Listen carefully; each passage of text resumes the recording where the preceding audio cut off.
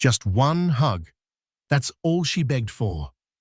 As she stood on the precipice of childbirth, a terrifying, life-altering moment, all Ilara wanted was the reassurance of her husband's arms. But Julian, the man who had vowed to love and protect her, was busy. A critical business dinner, he claimed. But what if that business dinner was a lie? What if the client was a woman she knew intimately, and their merger was a betrayal that would shatter her world forever? Stay tuned, because this isn't just a story of a missed hug. It's a tale of unimaginable deceit.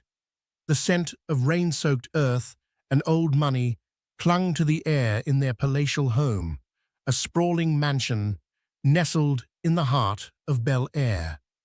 From the outside, it was a fortress of success, a testament to Julian Vance's Midas touch in the cutthroat world of finance. Inside, however, it was a gilded cage for Ilara, his wife of 5 years.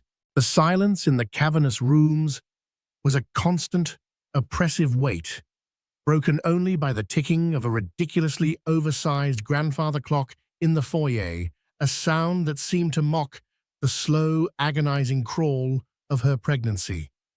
Ilara had always been a woman of simple tastes, a stark contrast to the opulence Julian reveled in. She'd fallen for the man, not his millions. She had seen a flicker of warmth in his eyes back then, a promise of a shared life that had slowly been extinguished by the relentless pursuit of more. More wealth, more power, more everything that wasn't her. Her pregnancy had been a difficult one, a high-risk journey fraught with complications that had confined her to the house for the better part of 7 months. Each day was a monotonous cycle of solitude, her only companions the hired staff who moved about with a practiced impersonal efficiency. Julian was a ghost in their own home, a fleeting presence in the mornings and a weary sigh late at night. His excuse was always the same: work, a multi-billion-dollar merger with a Japanese tech giant, a deal that would cement his legacy. For us, Ilara, he'd say, his voice a low, tired murmur. For the baby. But the baby, a tiny life, growing within her, felt more like hers alone. She'd talk to him for hours, her hand resting on the swell of her belly, her voice a soft whisper in the lonely expanse of their bedroom. She'd chosen a name, Liam, a name that felt strong and kind, everything she hoped her son would be, everything Julian was not. The due date was a week away, but her doctor had warned that the baby could come at any time. A knot of anxiety was a permanent resident in her chest. She yearned for Julian's presence, not just his physical body in the same house, but his attention, his affection. She craved the man she had married, the one who would hold her hand and tell her everything would be okay. That evening, a wave of Braxton Hicks contractions, stronger than any she'd felt before, sent a jolt of alarm through her.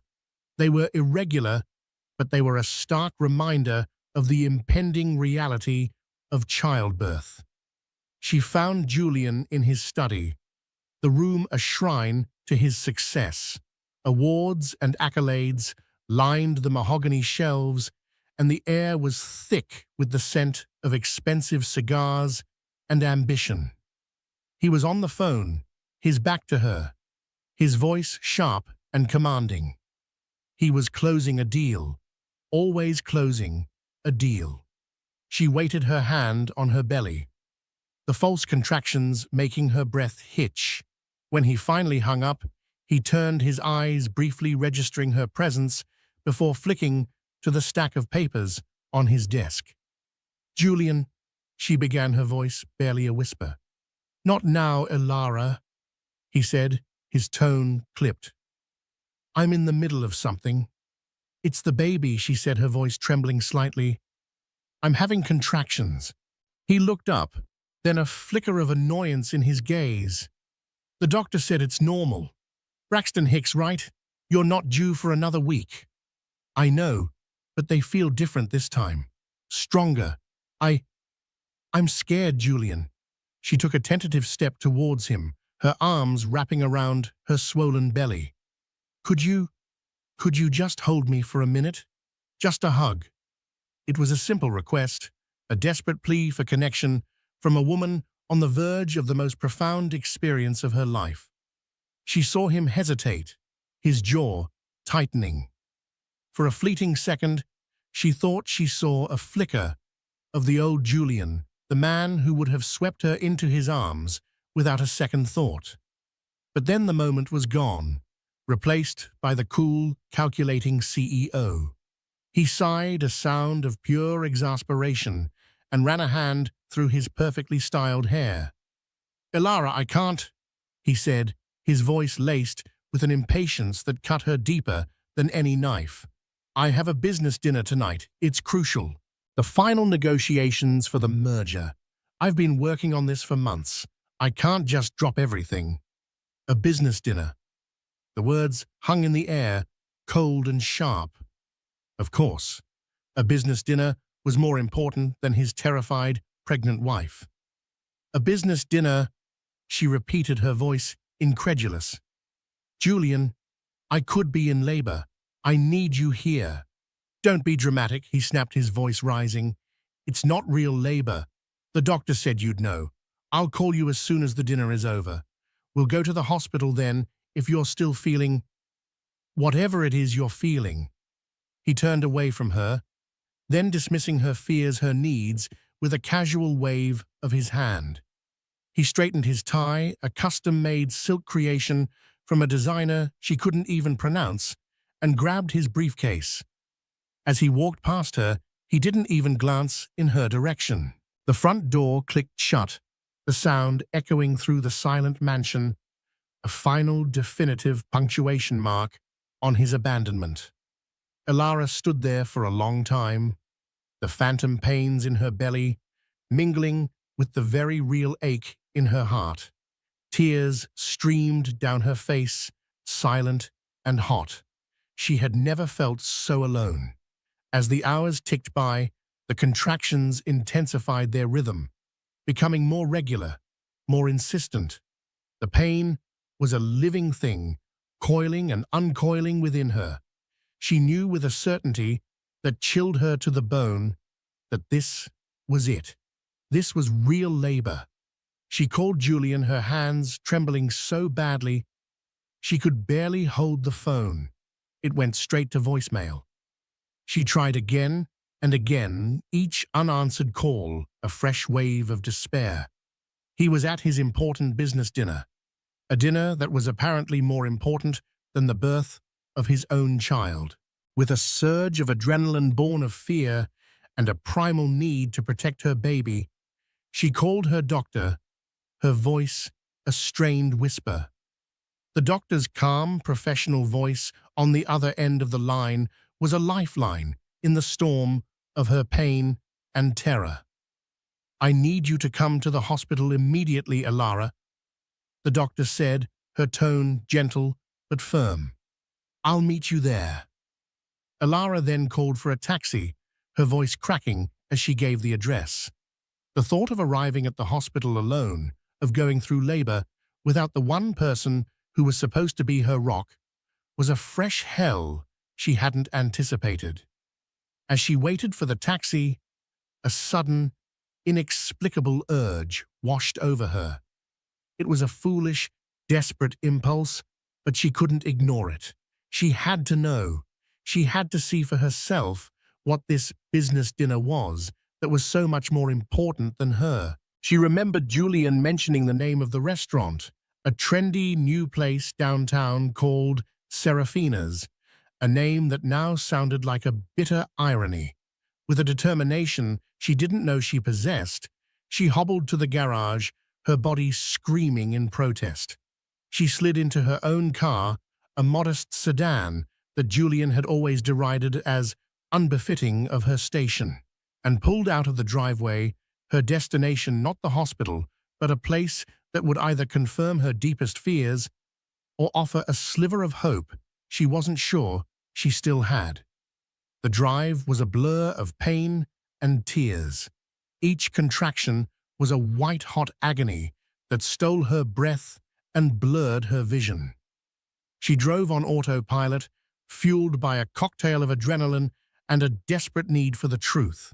When she arrived at Serafina's, the valet gave her a look of pity and concern, but she ignored him, her eyes fixed on the restaurant's glittering facade. She walked through the doors, her hand on her belly, her every step a monumental effort. The restaurant was a sea of hushed conversations and clinking glasses. She scanned the room, her heart pounding in her chest like a trapped bird. And then she saw him, Julian. He was seated at a secluded table in the corner, his back to her. He was leaning in close to his dinner companion, his voice a low, intimate murmur. A bottle of expensive champagne sat in a silver bucket between them, and the candlelight cast a soft, romantic glow on their faces.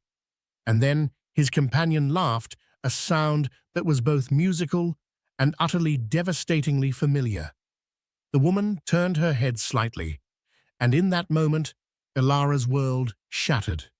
It wasn't a business associate, it wasn't a client, it was her sister, her younger sister, Isabella, the woman she had confided in, the one she had trusted implicitly, the woman who had held her hand and told her she deserved better than Julian's neglect, all the while plotting her own betrayal.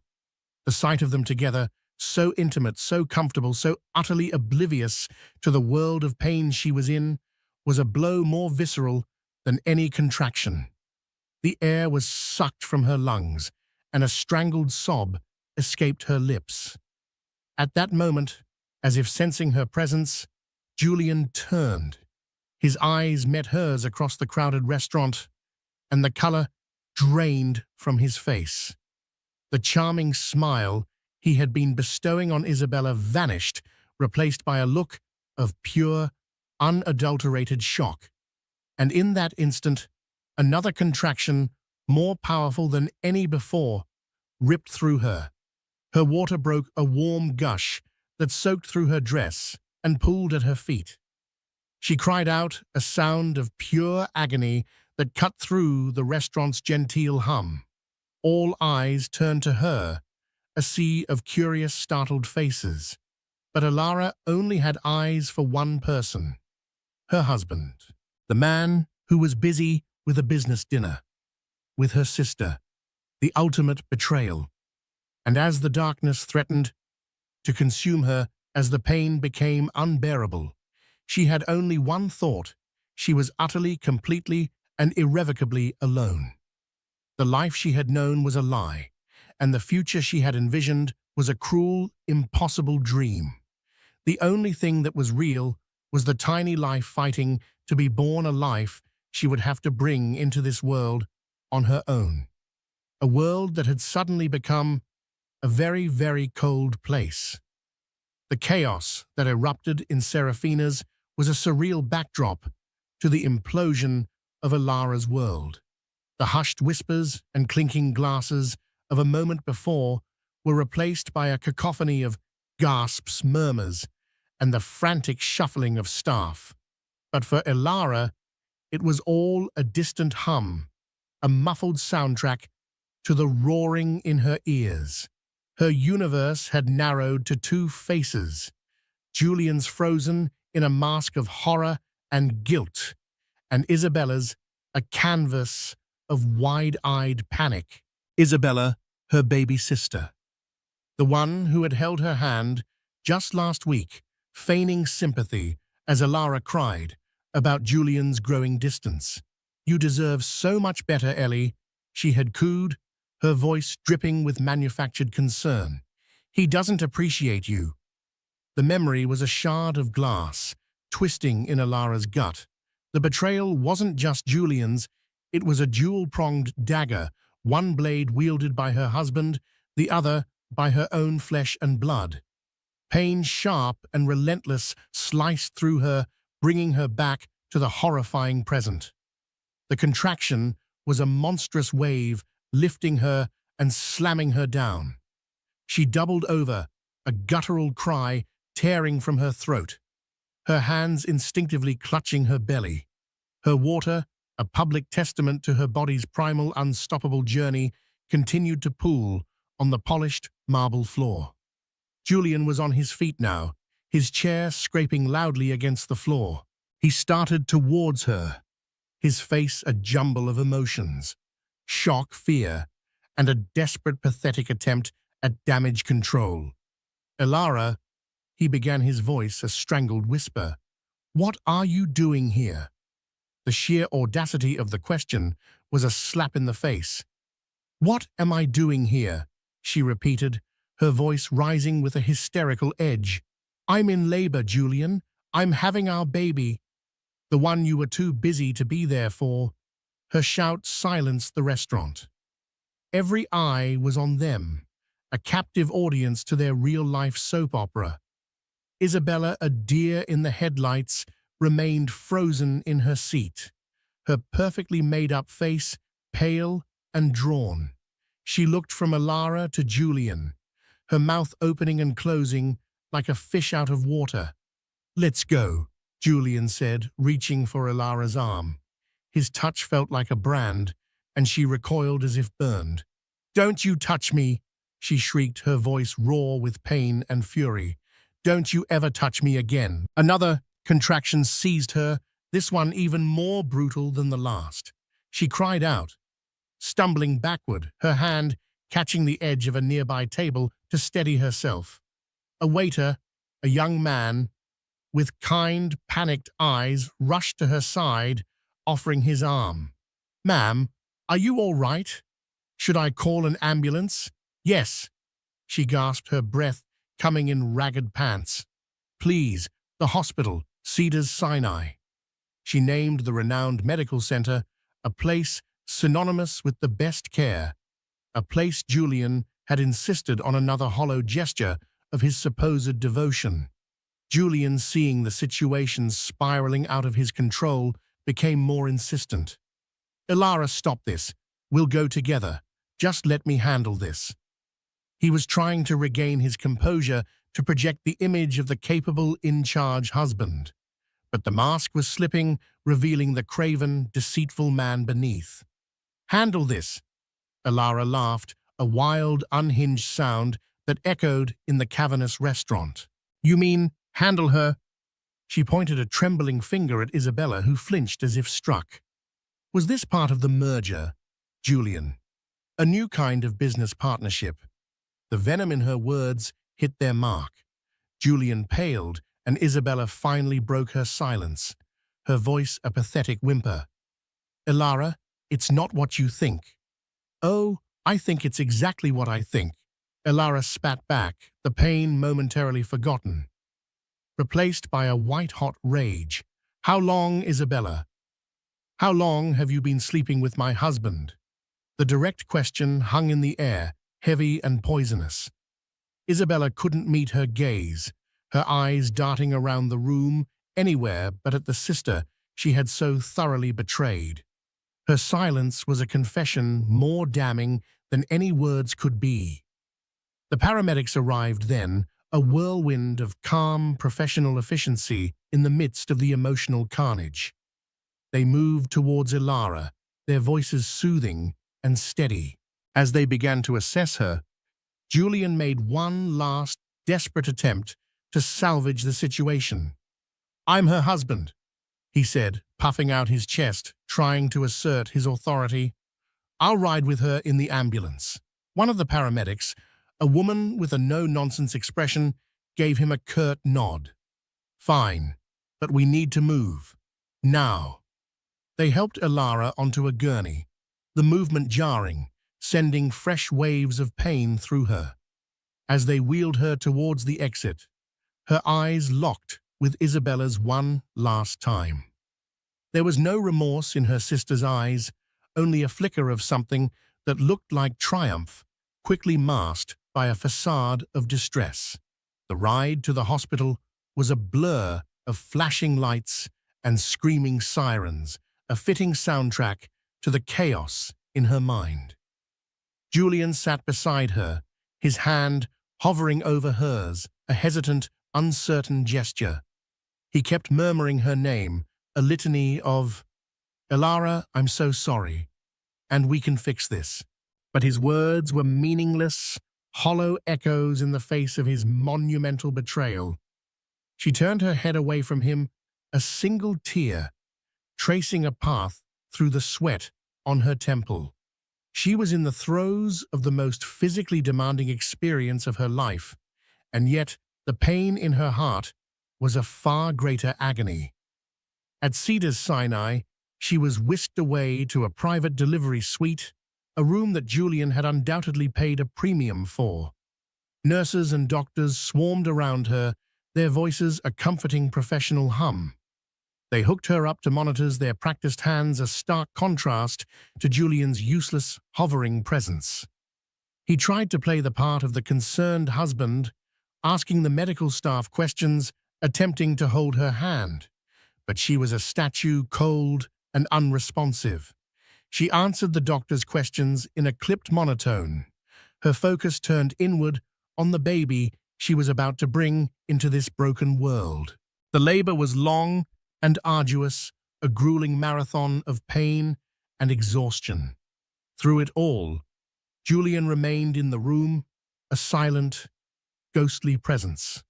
He was a constant reminder of the life that had been a lie, the love that had been a sham. At one point, during a particularly excruciating contraction, she screamed a sound of pure animalistic agony. Julian rushed to her side, his face a mask of concern. "Elara, I'm here. I'm right here." She opened her eyes, her vision blurred with sweat and tears, and looked at him. "I wish you weren't," she said, her voice a low, guttural whisper. "I wish it was anyone but you." The words hit him like a physical blow. He recoiled, his face ashen. He opened his mouth to speak, but no words came out. He simply stood there, a pathetic, broken man, in the face of the destruction he had wrought. Hours later, after a final monumental push, her son was born. A wave of relief so profound, it was almost painful, washed over her. He was here. He was safe. The doctor placed the crying, squirming baby on her chest, and in that moment, the world outside the two of them ceased to exist. She looked at his tiny, perfect face, his dark hair plastered to his head, his eyes squeezed shut. He was beautiful. He was hers. She named him Liam, the name she had chosen in her lonely solitude, a name that now felt like a shield, a promise of a better future. Julian, who had been watching from the corner of the room, took a tentative step forward. He's beautiful, Elara." She didn't look at him. She didn't acknowledge his presence. Her entire world was this tiny, precious baby in her arms. Can I hold him?" Julian asked, his voice thick with unshed tears. Elara finally looked up at him, then her gaze cold and hard. "No," she said, her voice devoid of any emotion. "You can't." She then turned to the nurse, who was standing nearby. "Could you please ask him to leave?" she said, her voice calm and steady. "I'd like to be alone with my son." The nurse, who had witnessed the silent, frigid drama that had played out in the delivery room, gave a sympathetic nod. She turned to Julian, her expression professional but firm. "Sir, I think it would be best if you gave them some space." Julian looked from the nurse to Elara, his face a canvas of desperation. "Elara, please," he begged. "He's my son too.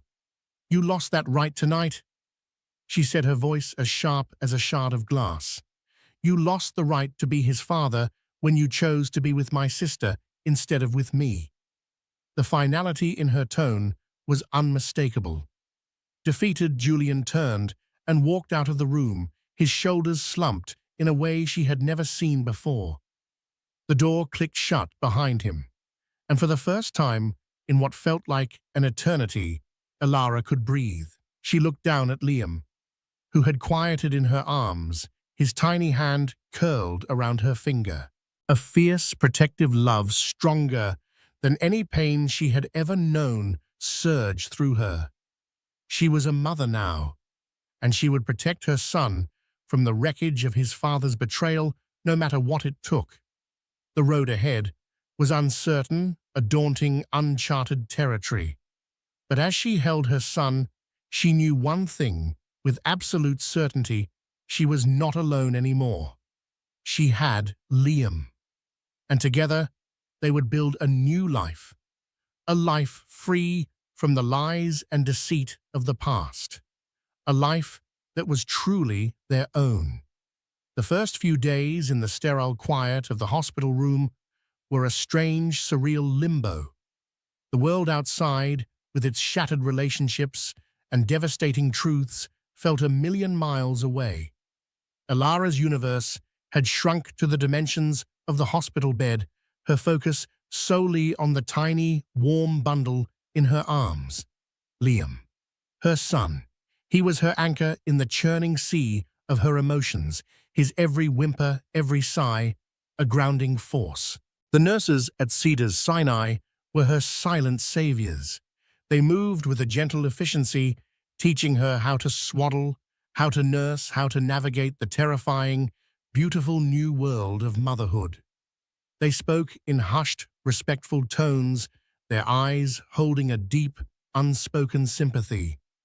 The story of the dramatic arrival at Serafina's had undoubtedly spread like wildfire through the hospital grapevine. They knew, and their kindness was a balm on her raw, wounded spirit. Julian had tried to see her again. He had sent flowers, extravagant bouquets of roses and lilies that filled the room with a cloying, funereal scent. Alara had them immediately removed. He had sent text messages, long, rambling pleas for forgiveness, filled with promises to change, to make it all up to her. She deleted them without reading past the first few words.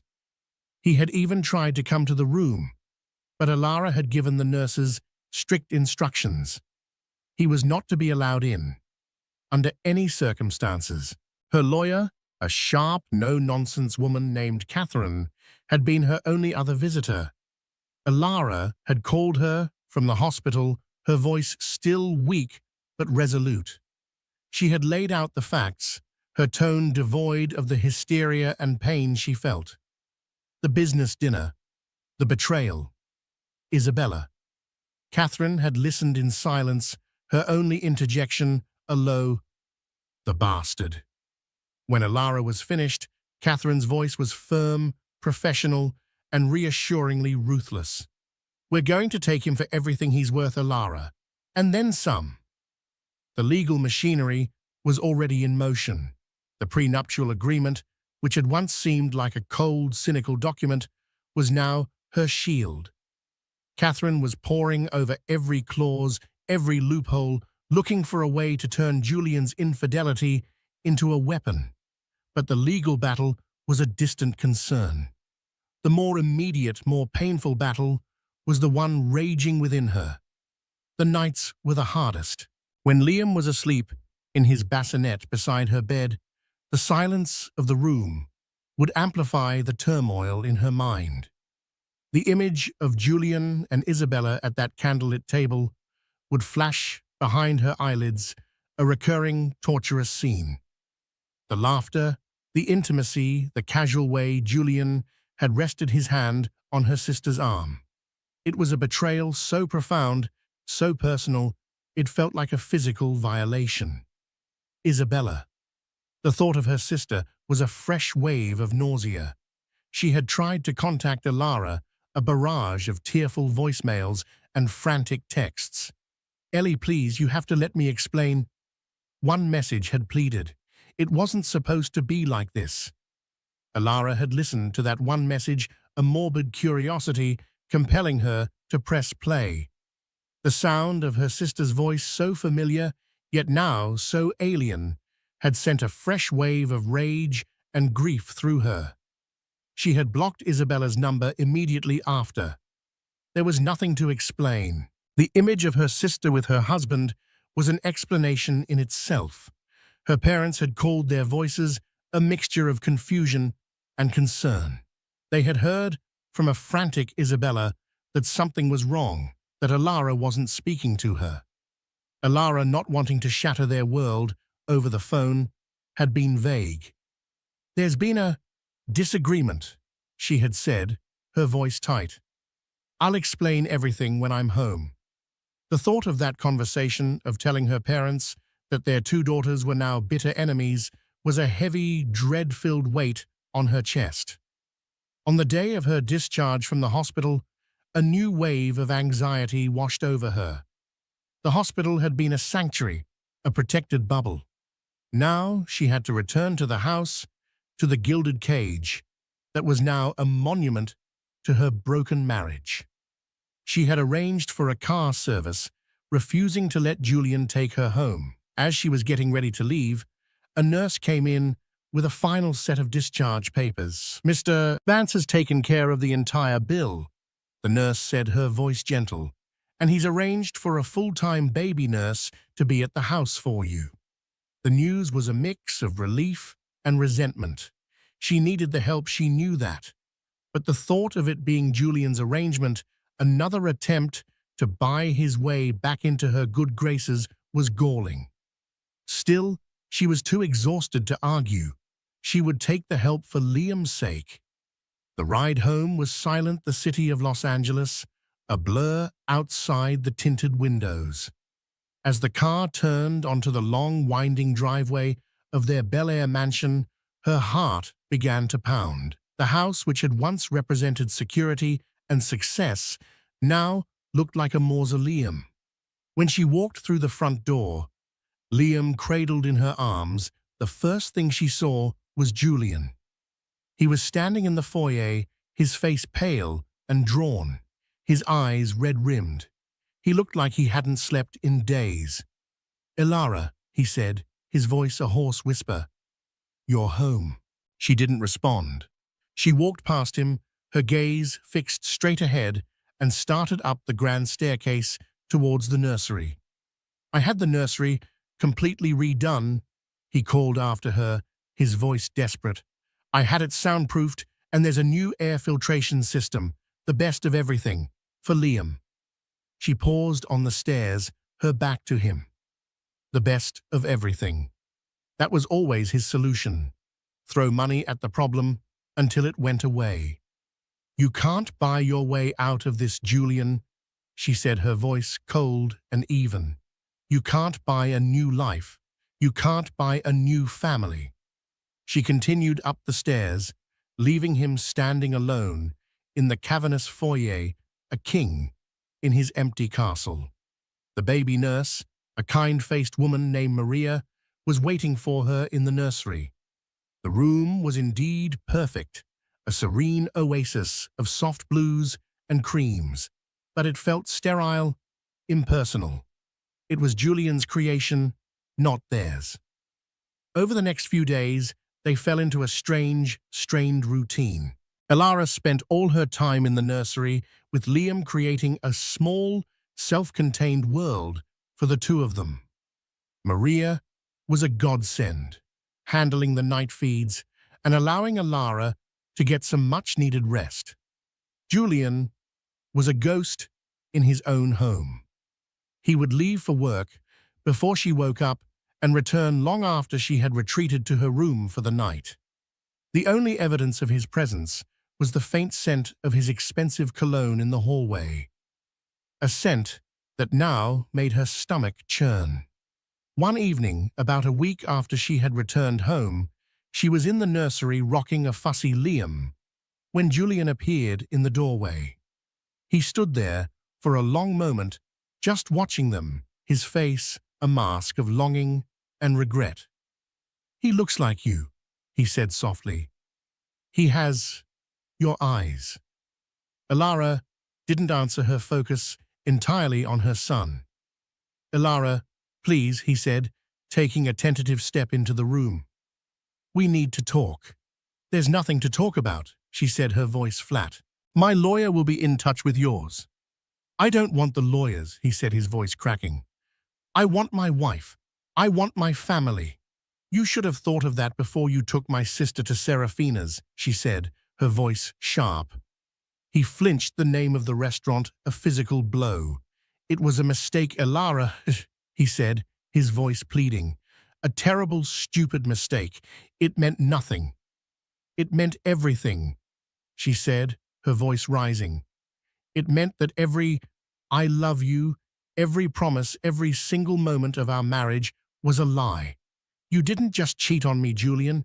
You cheated on me with my sister, the one person in the world I thought I could trust." "I know," he said, his voice choked with emotion. "And I will spend the rest of my life trying to make it up to you."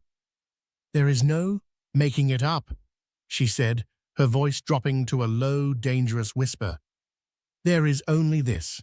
She looked down at Liam, her expression softening for a moment before hardening again as she looked back at Julian. "He is all that matters now, and I will not have him raised in a house built on lies and betrayal." She stood up then, holding Liam close to her chest. "I want you to leave," she said, her voice calm and resolute. "I want you to pack your bags and get out of this house." Julian stared at her, his face a picture of disbelief.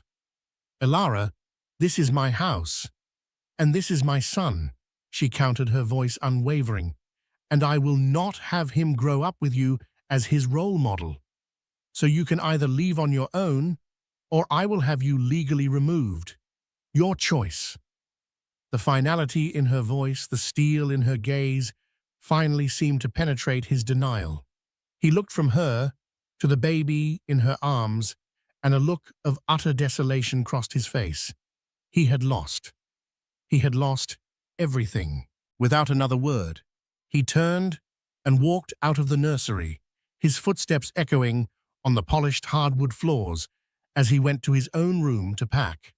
Elara stood there listening to the sounds of his departure, a strange mixture of relief and sorrow washing over her. It was over. Her marriage was over.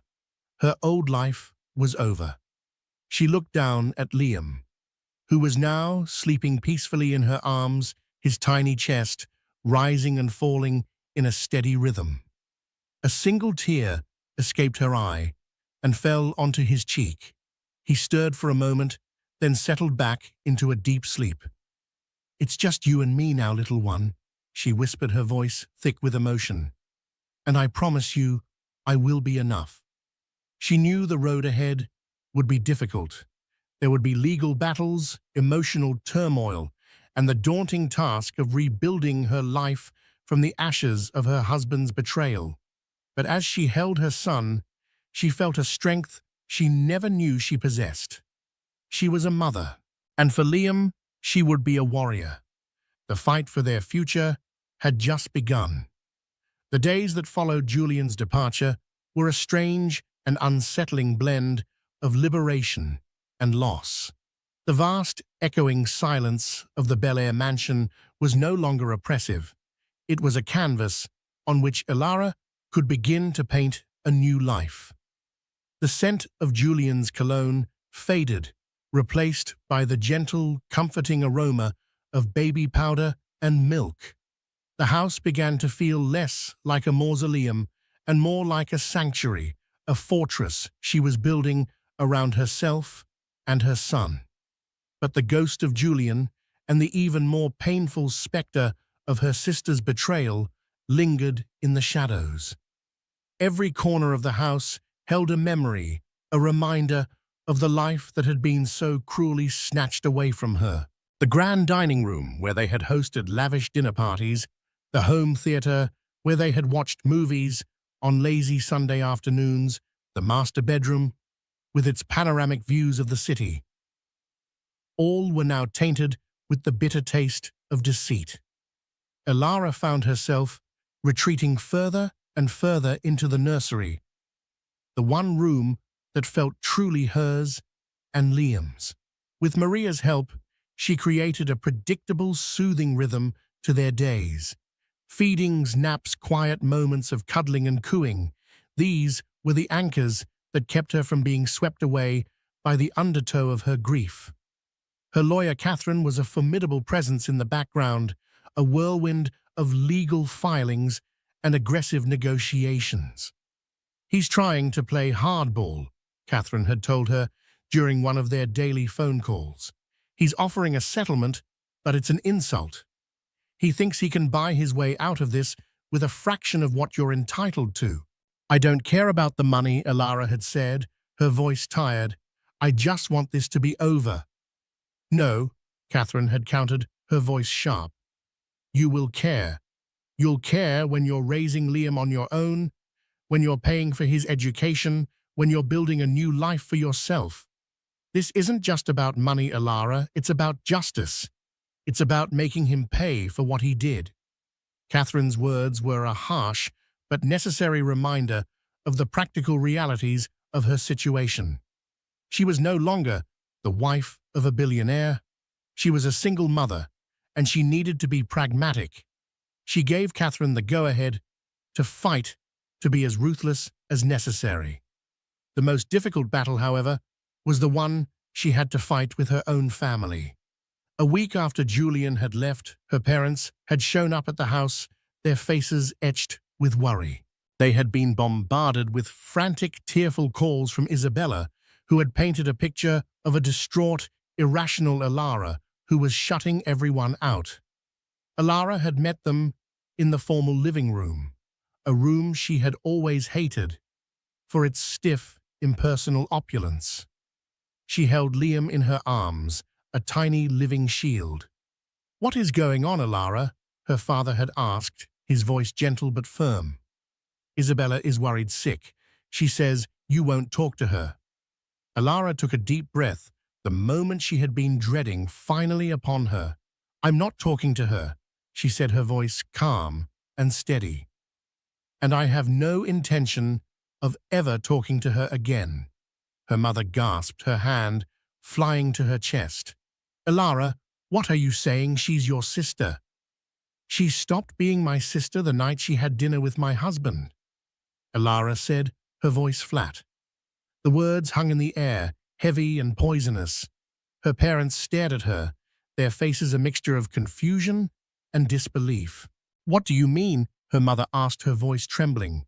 And so Alara told them. She laid out the entire sordid story, from Julian's business dinner to the scene at Serafina's to the final devastating confirmation of the affair. She spoke in a calm, measured tone, her voice devoid of the rage and pain that were churning within her. She owed them the truth, but she would not give them the satisfaction of seeing her break. When she was finished, a heavy silence descended on the room. Her father, a man of few words, but deep integrity, looked stunned, his face ashen. Her mother was weeping silently, her hand over her mouth. I don't believe it," her mother whispered, her voice choked with tears. "Isabella would never, Julian would never." "But they did," Alara said, her voice firm. "And I have the proof." She had Catherine send over the evidence she had already gathered. Cell phone records, credit card statements that placed Julian and Isabella at hotels and restaurants over the past several months, even a private investigator's report that detailed their clandestine meetings. The truth was undeniable, a cold, hard mountain of facts that crushed any hope of a misunderstanding. Her parents were shattered. Their perfect family, their two beloved daughters, were now irrevocably broken. The days that followed were a blur of tearful phone calls, of their desperate attempts to mediate, to find some way to piece their family back together. "She's sorry, Alara," her mother had pleaded during one call. "She's truly, truly sorry. She wants to talk to you to beg for your forgiveness." "Forgiveness is not something she's entitled to," Alara had replied, her voice cold. Some things can't be fixed, Mom. This is one of them. The final devastating blow came a few weeks later. Catherine called, her voice grim. Ilara, I have some news, and I don't think you're going to like it. What is it? Ilara asked, a knot of dread tightening in her stomach. Isabella is pregnant, Catherine said, her voice soft. The words hit Ilara with the force of a physical blow. She sank into a nearby chair, the phone slipping from her hand. Pregnant. Her sister was pregnant with her husband's child. The betrayal was no longer just a single act of infidelity. It was a living, breathing thing, a life that would forever intertwine her sister and her husband, a constant, painful reminder of their deceit. That night, for the first time since Liam was born, Ilara broke down. After she put her son to bed, she retreated to her own room, the vast, empty space, a reflection of her own hollowed-out heart. She curled up on the bed and wept great, shuddering sobs that racked her entire body. She cried for her broken marriage, for her lost sister, for the innocent baby who would be born into this mess. She cried until she had no tears left, until she was just a raw, empty shell. But as the first rays of dawn began to stream through the window, a strange sense of clarity washed over her. The worst had happened. The ultimate betrayal had been revealed, and she was still standing. She got out of bed and went to the nursery. Liam was stirring, his little fists waving in the air. She picked him up, his warm, solid weight, a comfort in her arms. She looked down at his face, so peaceful, so innocent, and she made a silent vow. She would not let this destroy her. She would not let them win. She walked over to the window and looked out at the city now bathed in the soft morning light. A new day was dawning, and with it, a new resolve. The next morning, she called Catherine. I want to sell the house, she said, her voice firm. And I want to move, far away from here. Are you sure? Catherine asked, her voice gentle. I'm sure, Ilara said. I need a fresh start, for me and for Liam, a place where we're not constantly reminded of what we've lost, a place where we can build something new. It was a terrifying prospect, leaving behind everything she had ever known. But it was also exhilarating. It was a declaration of independence, a reclaiming of her life. The fight was far from over. There were still legal battles to be won, emotional wounds to be healed. But for the first time since that fateful night at Serafina's, Ilara felt a flicker of hope. She had lost a husband, a sister, a life she thought she wanted. But she had found something far more valuable, her own strength, her own resilience, and a love for her son that was more powerful than any betrayal. She was Ilara Vance, and she was a survivor. And her new life was just beginning. 6 months later, the relentless California sun was a distant memory, replaced by the crisp, clean air of the Pacific Northwest. Ilara had found a new home in a quiet, tree-lined neighborhood in Seattle, a charming craftsman house with a sprawling backyard and a view of the Puget Sound. The Bel Air mansion, with its ghosts and its grandeur, had been sold, its proceeds funding her new, simpler life. The divorce had been finalized, a brutal, drawn-out affair that had left her emotionally drained but financially secure. Catherine, true to her word, had been a warrior securing a settlement that was far more than Julian had initially offered. It wasn't about the money, it was about the principle. It was the price of his betrayal. She had heard through the sterile filter of her lawyers that Isabella had given birth to a daughter.